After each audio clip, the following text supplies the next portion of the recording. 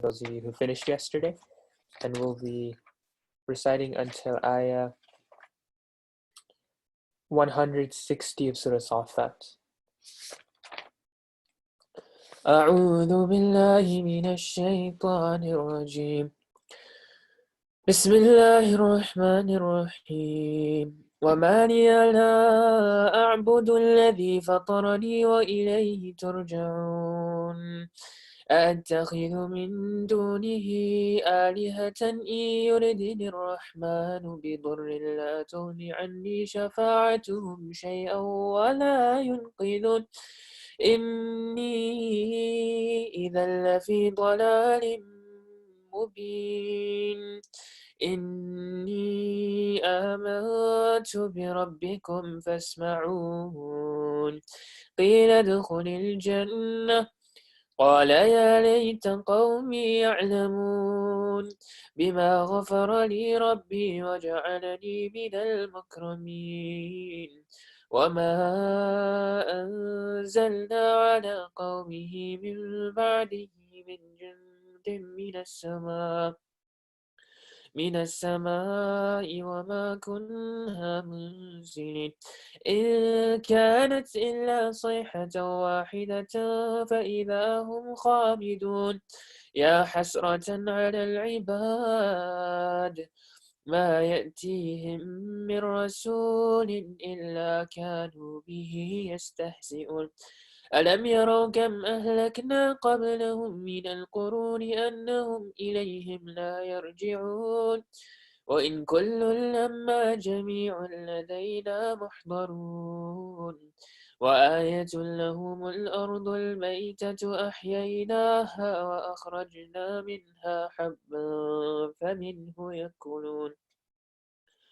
وجعلنا فيها جنات من نخيل وأعناب وفجرنا فيها من العيون ليأكلوا من ثمره وما عملته أيديهم أفلا يشكرون.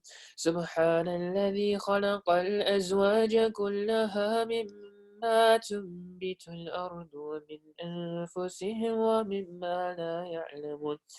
وآية لهم الليل نسلخ منه النهار فإذا هم مظلمون. والشمس تجري لمستقر لها ذلك تقدير العزيز العليم. والقمر قدرناه منازل حتى عاد كالعرجون القديم. لا الشمس ينبغي لها أن تدرك القمر ولا الليل سابق النهار وكل في فلك يسبحون. وآية لهم أنا حملنا ذريتهم في الفلك المشحون وخلقنا لهم من مثله ما يركبون. وإن نشأ نغرقهم فلا صريخ لهم ولا هم ينقذون إلا رحمة منا ومتاعا إلى حين. وإذا قيل لهم اتقوا ما بين أيديكم وما خلفكم لعلكم ترحمون. وما تأتيهم من آية من آيات ربهم إلا كانوا عنها معرضين. وإذا قيل لهم أنفقوا مما رزقكم الله قال الذين كفروا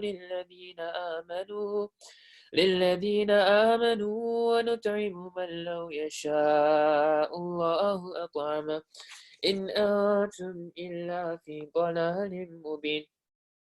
ويقولون متى هذا الوعد إن كنتم صادقين. ما ينظرون إلا صيحة واحدة تأخذهم وهم يخصمون فلا يستطيعون توصية ولا إلى أهلهم يرجعون.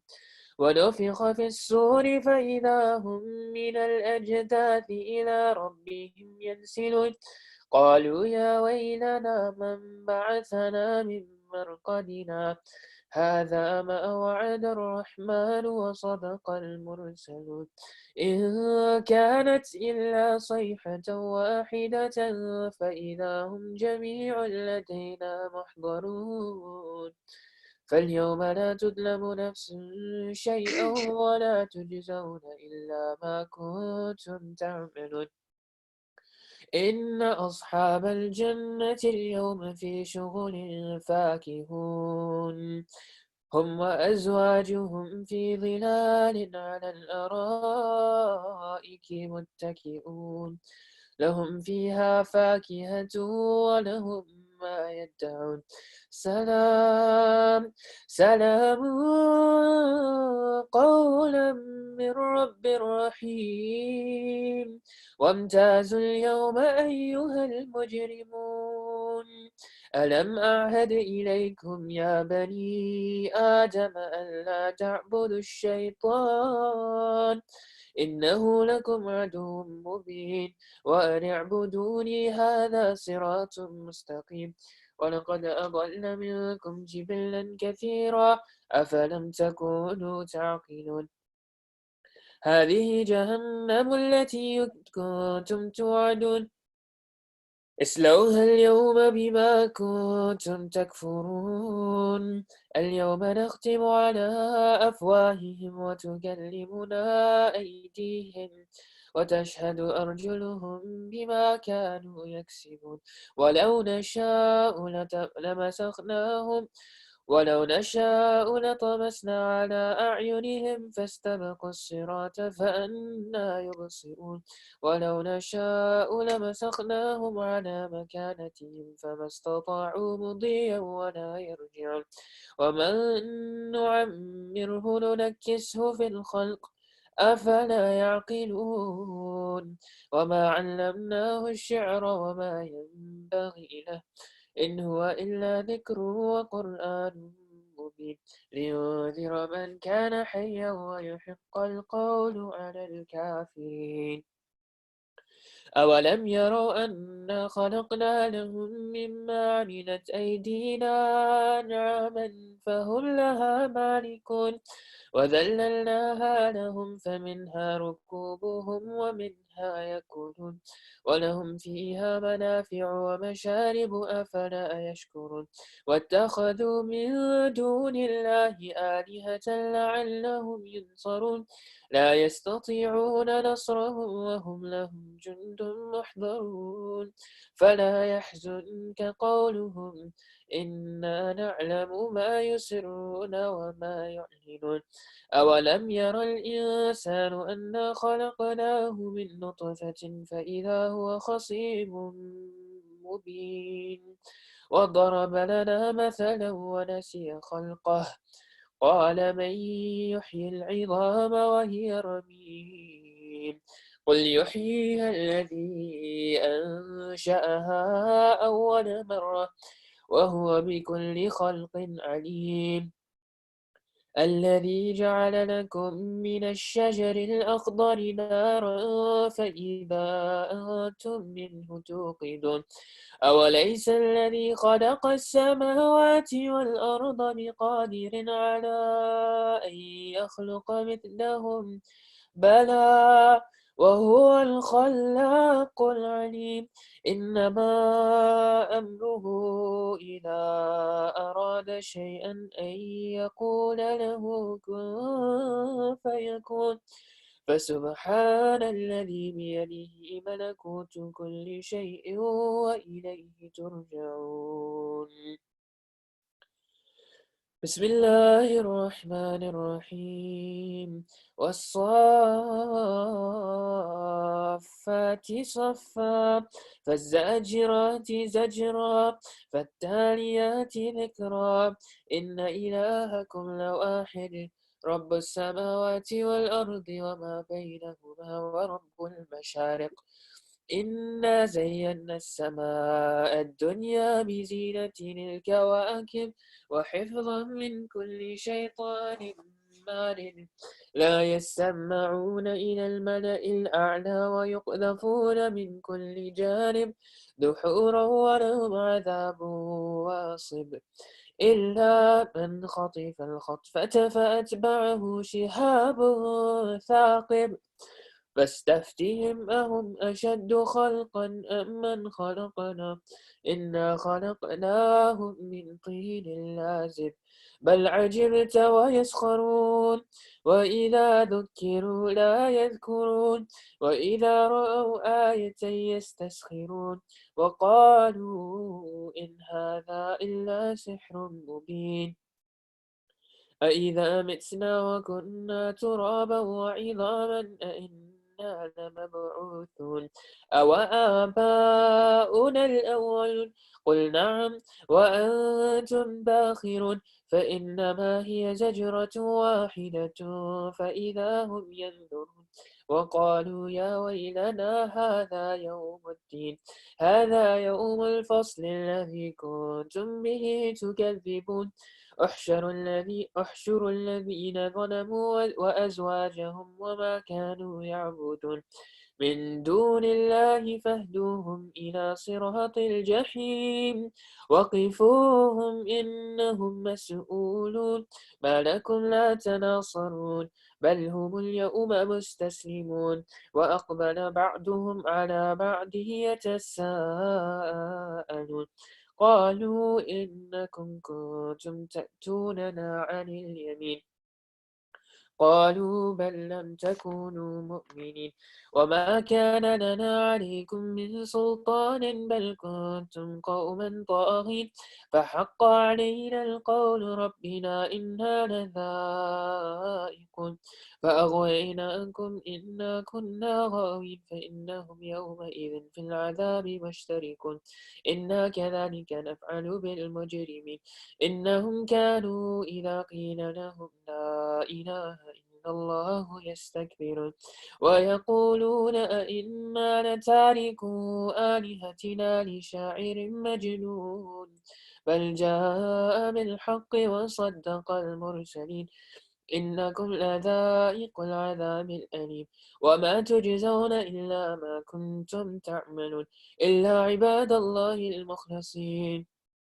أولئك لهم رزق معلوم فواكه وهم مكرمون في جنات النعيم على سرر متقابلين يطاف عليهم بكأس من معين بيضاء لذة للشاربين لا فيها غول ولا هم عنها ينزفون وعندهم قاصرات الطرف عين كأنهن بيت مكنون فأقبل بعضهم على بعض يتساءلون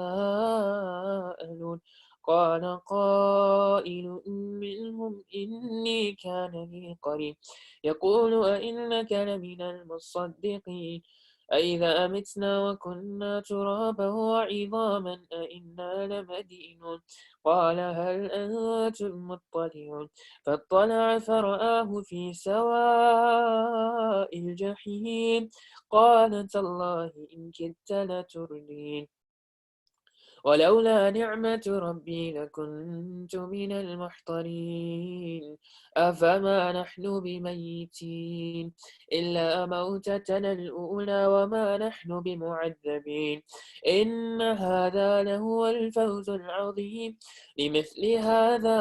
لمثل هذا فليعمل العاملون أذلك خير نزلا أم شجرة الزقوم إنا جعلناها فتنة للظالمين إنها شجرة تخرج في أصل الجحيم طلعها كأنه رؤوس الشياطين فإنهم لآكلون منها فمالئون منها البطون ثم إن لهم عليها لشوبا من حميم ثم إن مرجعهم لإلى الجحيم إنهم ألفوا آباءهم ضالين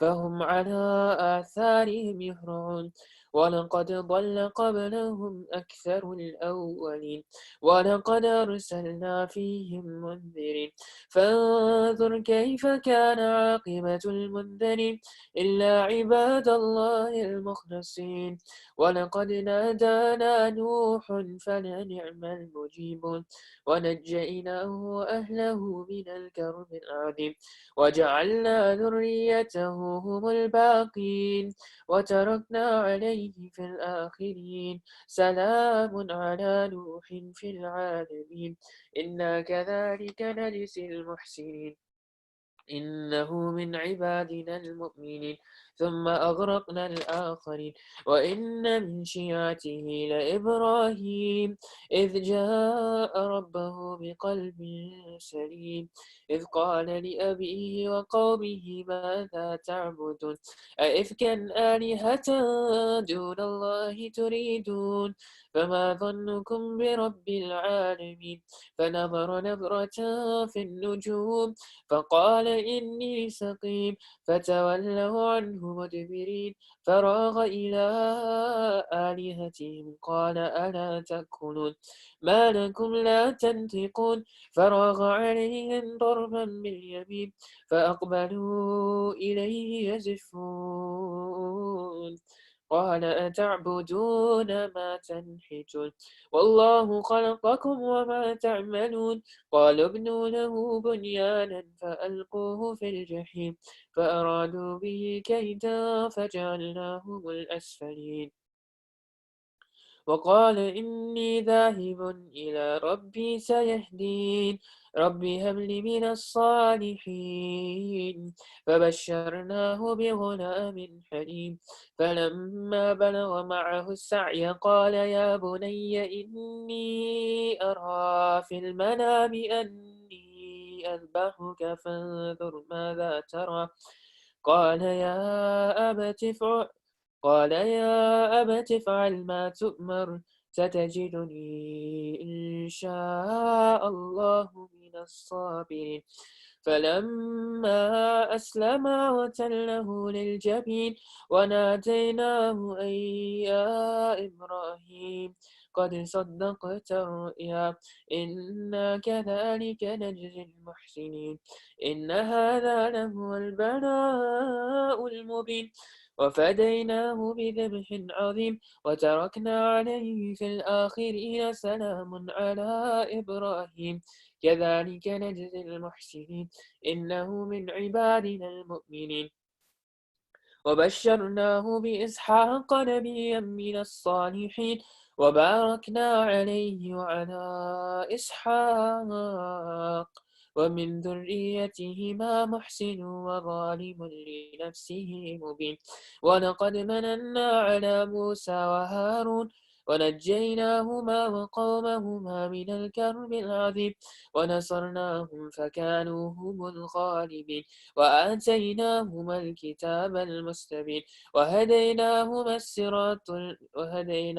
الصراط المستقيم وتركنا عليهما في الآخرين سلام على موسى وهارون إنا كذلك نجزي المحسنين إنهما من عبادنا المؤمنين وإن إلياس لمن المرسلين إذ قال لقومه ألا تتقون أتدعون بعلا وتذرون أحسن الخالقين الله ربكم ورب آبائكم الأولين فكذبوه فإنهم لمحضرون إلا عباد الله المخلصين وتركنا عليه في الآخرين سلام على الياسين إنا كذلك نجزي المحسنين إنه من عبادنا المؤمنين وإن لوطا لمن المرسلين إذ نجيناه وأهله أجمعين إلا عجوزا في الغابرين ثم دمرنا الآخرين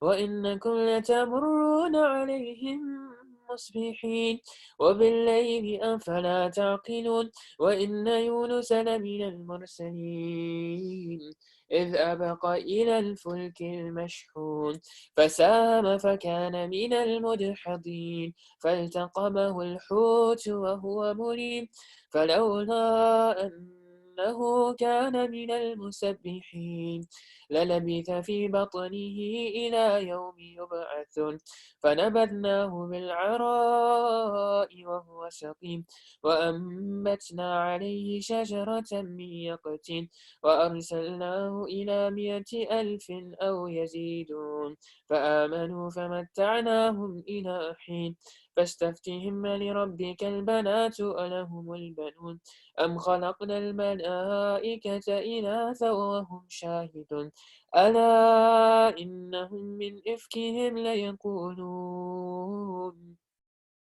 ولد الله وإنهم لكاذبون أصطفى البنات على البنين ما لكم كيف تحكمون أفلا تذكرون أم لكم سلطان مبين فأتوا بكتابكم إن كنتم صادقين وجعلوا بينه وبين الجنة نسبا ولقد علمت الجنة إنهم لمحضرون سبحان الله عما يصفون إلا عباد الله المخلصين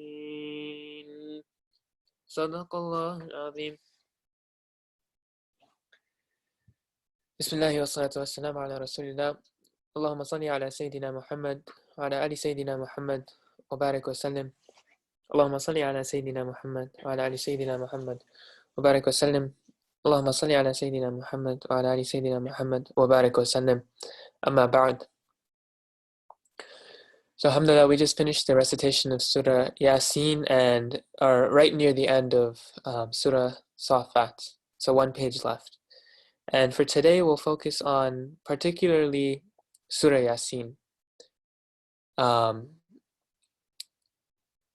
With Surah Yasin, there's so many different ahadith, riwayat, blessings that even just the Salaf and pious predecessors have told us of the numerous benefits that are found within the surah. And the Prophet ﷺ, he told us in a hadith that every single thing has a heart. And the heart of the Quran is Surah Yasin. And whoever, in another hadith, whoever recites Yasin gets 10 times the reward of the full Quran. Right? And so many different benefits, whether it's the reward of reciting the entirety of the Quran and knowing that tonight is one of the odd nights, right? That tonight is the 23rd night.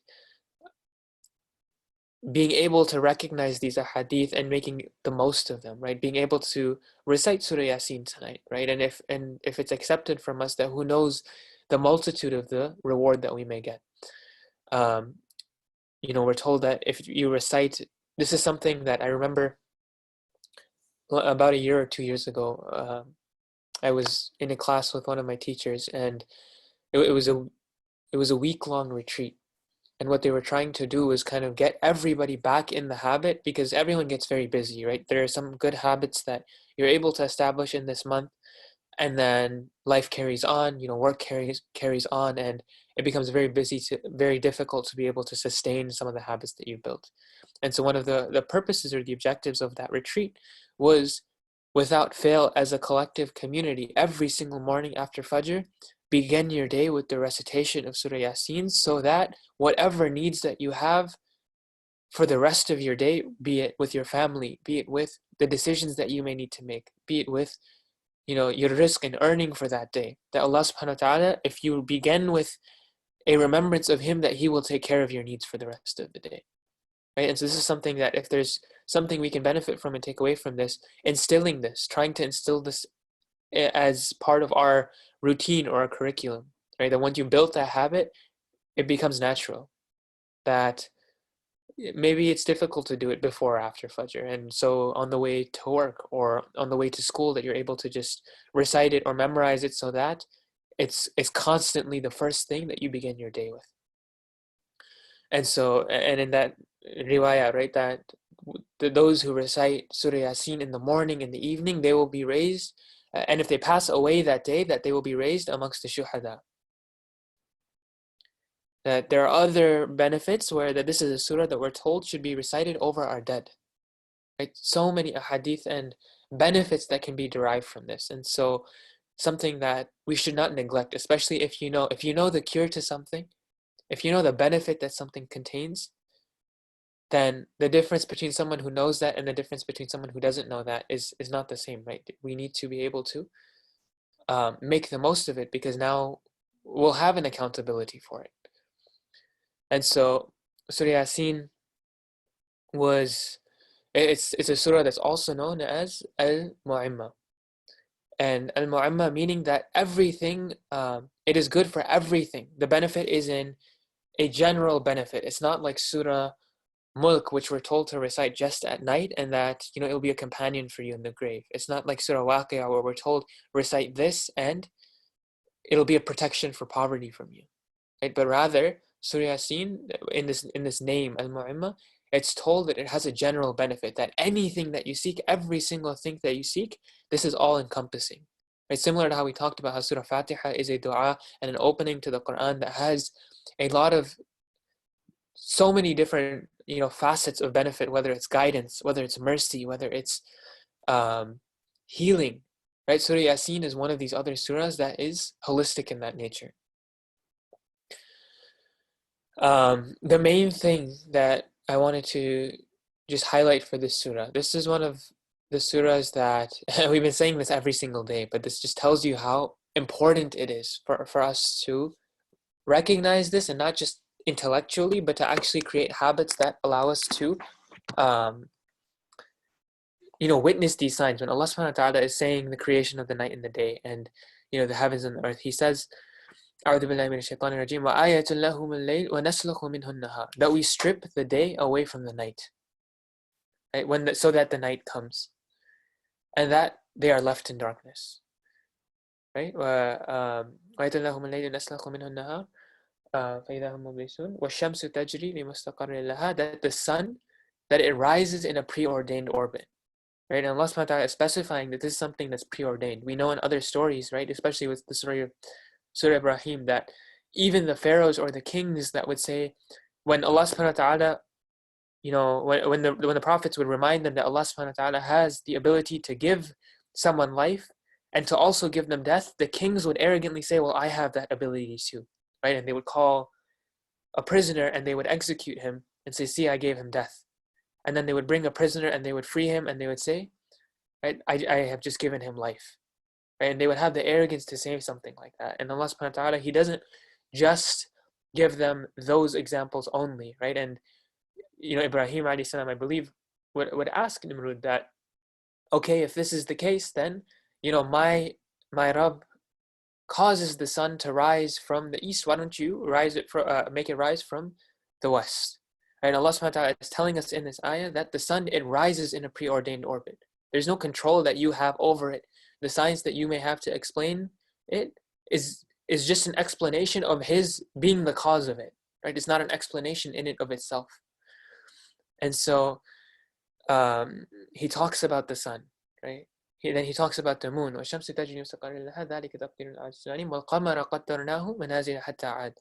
this moon that we have made, that we have created this moon and we've partitioned it into manzils, right?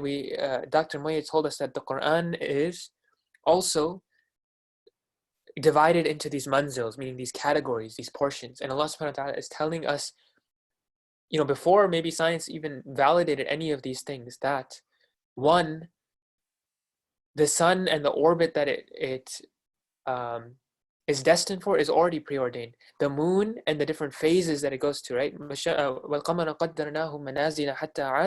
That it's portioned into 28 signs, right? 28 different days. And we know that, right? When we look at, especially during this month, that as it wanes and as it waxes, these different portions of the moon, in that of itself is also something that Allah subhanahu wa ta'ala is calling one of His signs.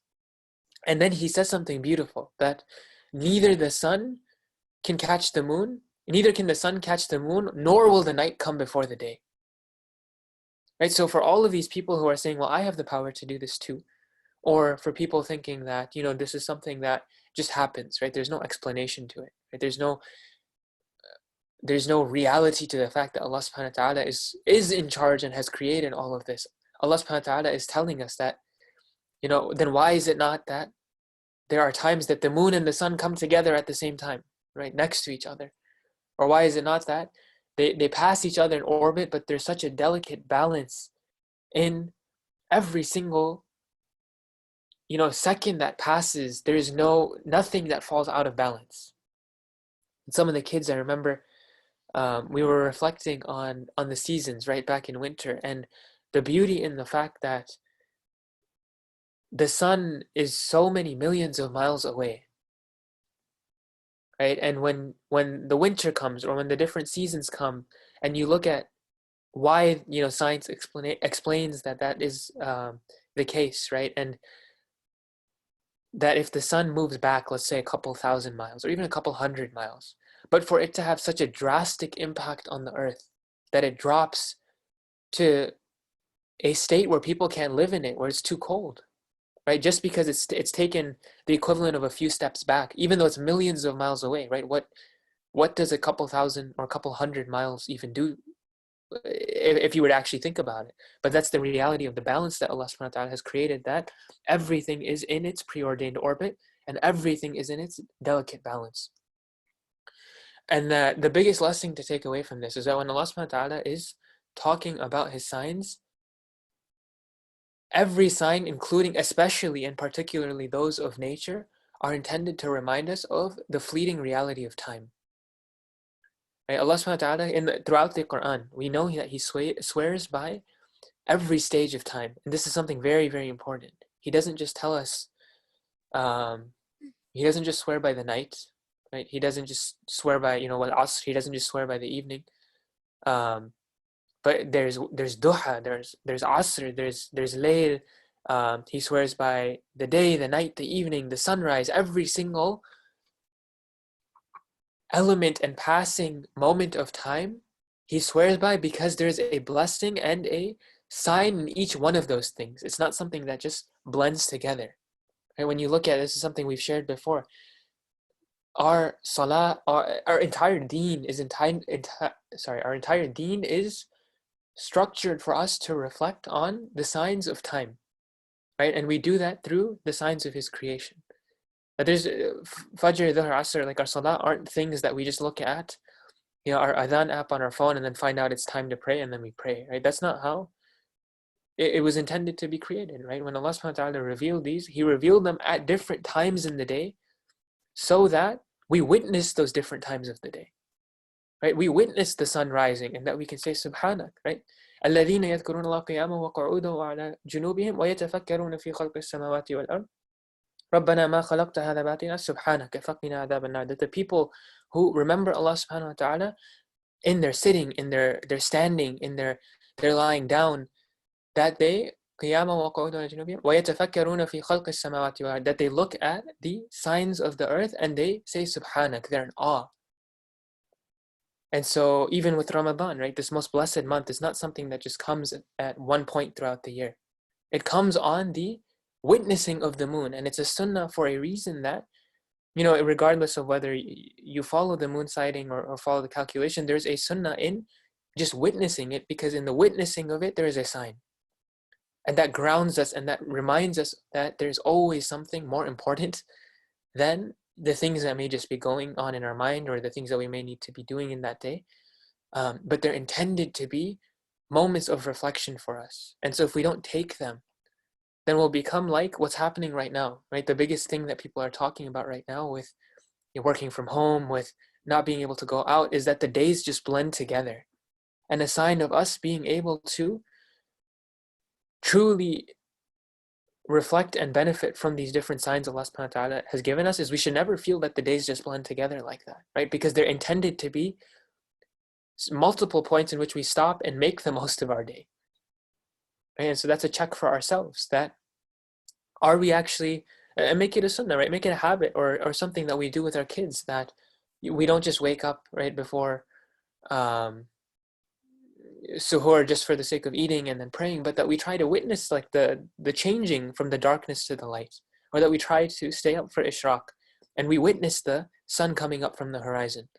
And that when Asr, Dhuhr, Asr, or Maghrib are coming, that we witness, right, the sun rising to its peak or setting, and all of these different signs, because in that we will find a calmness in our heart, but we will be able to truly, truly connect, right? There's some of us who have a difficult time, even in this blessed month, being able to really just connect with the book or connect with our salah. And as much as we may try, sometimes we don't find it. And as long as we're trying, that's okay, right? Because the reality is those moments of blessing, those moments of true connectedness, those are gifts from Allah subhanahu wa ta'ala. Those aren't things that we can just spur.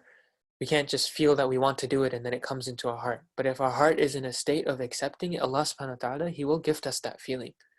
And a good way to be able to prep for that, a good way to be able to cultivate an environment where you can receive a gift like that, is to make the effort to witness the signs.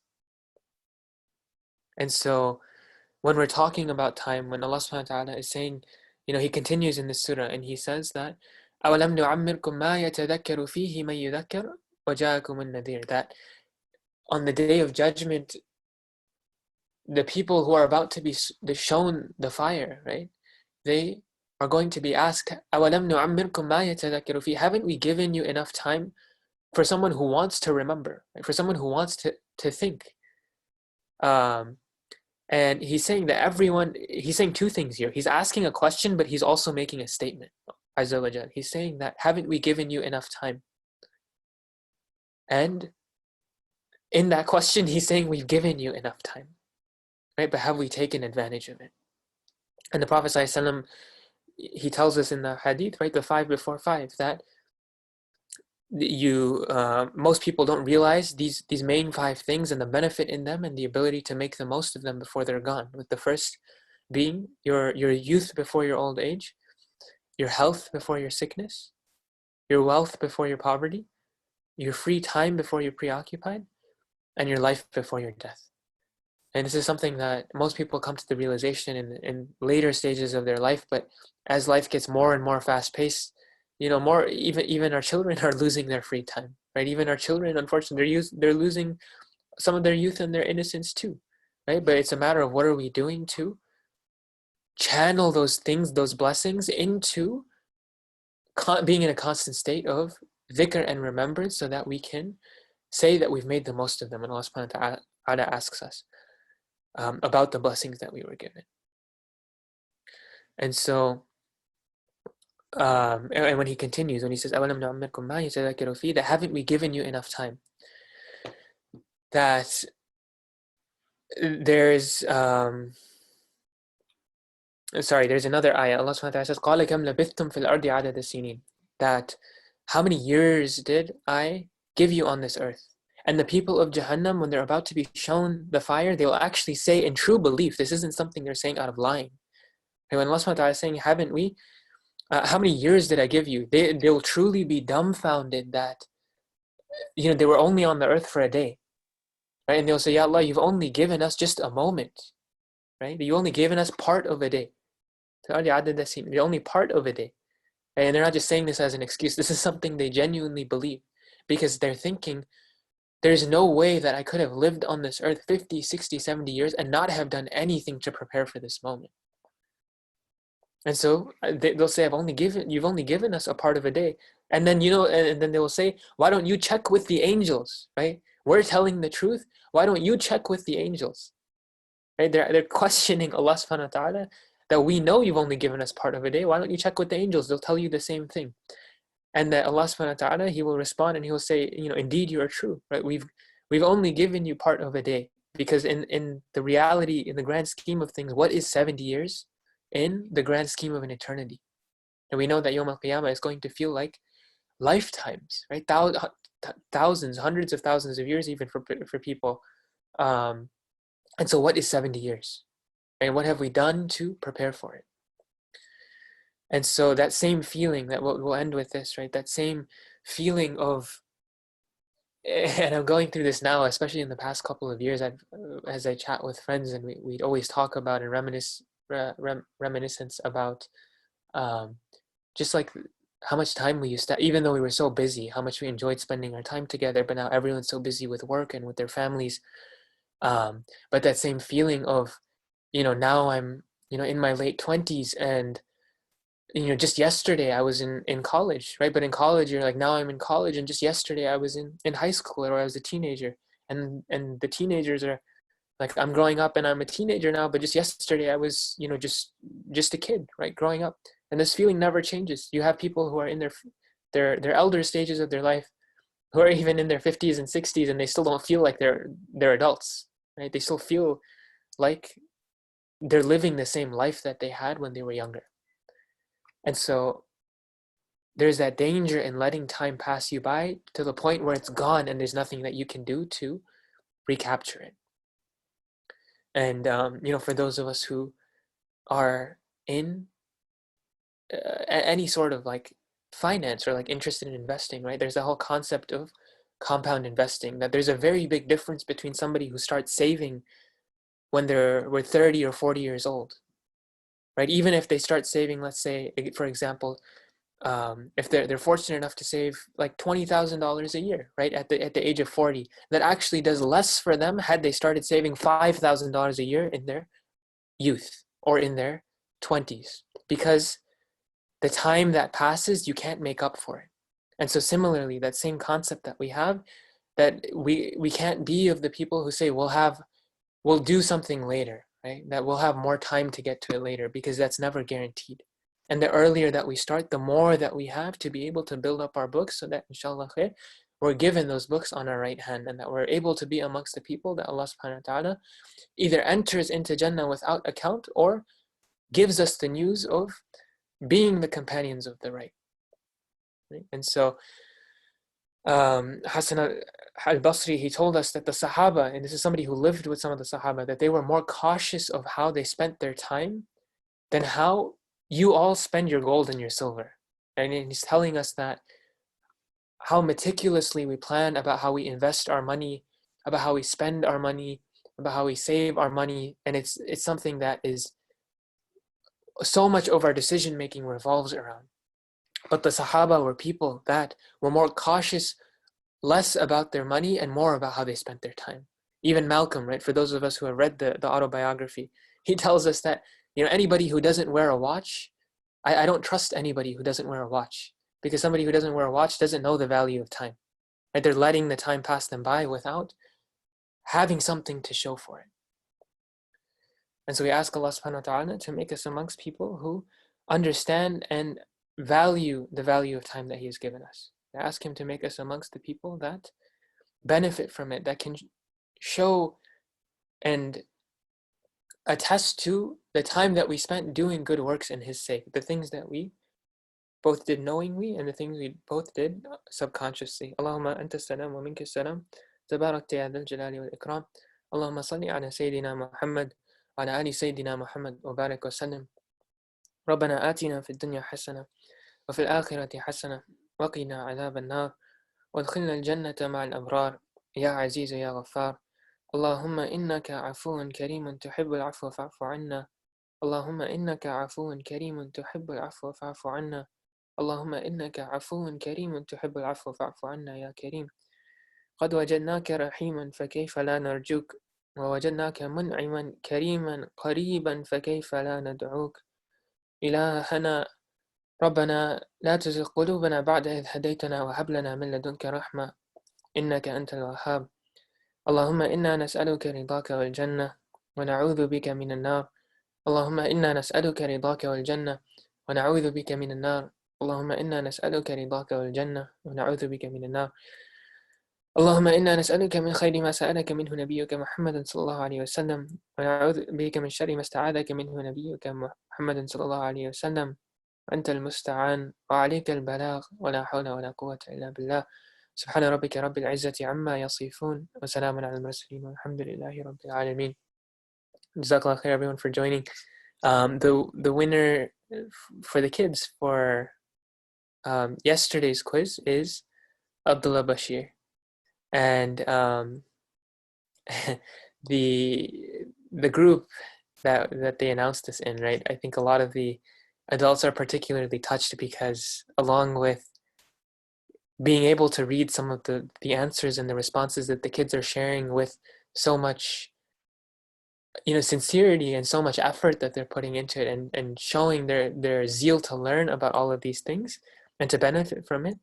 We also started getting responses from people who have been picking up their cards, and particularly to the parents, right? We want to give them credit because some of these kids are saying that we don't want the gift cards anymore, but we want to give this and donate this to other people, other Muslim kids that are in need, right? So use this gift card and give it to somebody else.